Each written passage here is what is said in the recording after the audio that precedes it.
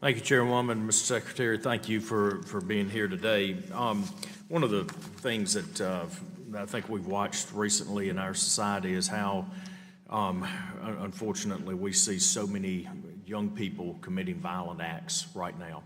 And I look at I look at the families around my district. You could say this about many parts of the nation, whether the economy is good, whether it's bad. You've got families that are working harder, spending less time in that particular family unit. And so I think one of the things that's happening with that all too often is that we may be missing some of the signs at home with children. There's one place that our children go every single day, and that's to a school. Okay?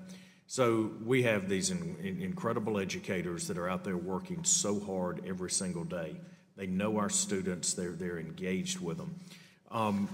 Do you think that there's an opportunity to look at behavioral intervention, identify components with mental health in our school systems, not trying to overburden our teachers and say and give one more responsibility to the teacher, but there's that unique framework there that may provide that. Can you offer any insight into that? Absolutely. I think you're completely correct there. And in fact, the existing program that our Substance Abuse and Mental Health Services Agency had for educators was an in-person training that required school systems to take their teachers away from teaching, valuable time.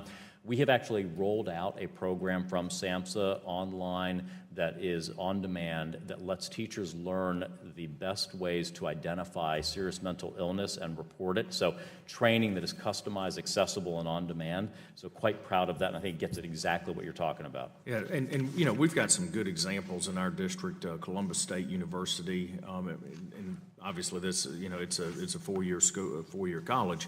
But they've got some behavioral intervention programs that seem to be working very, very well.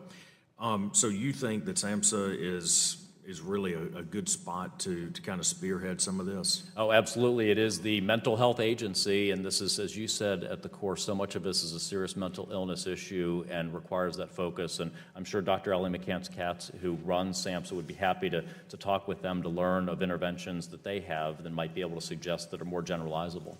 Well, I do think that it's a unique opportunity.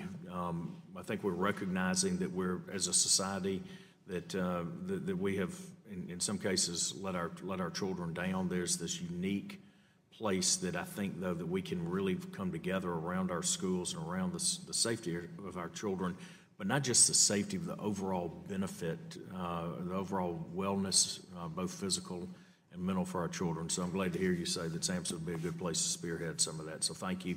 And Madam Chairwoman, I yield back.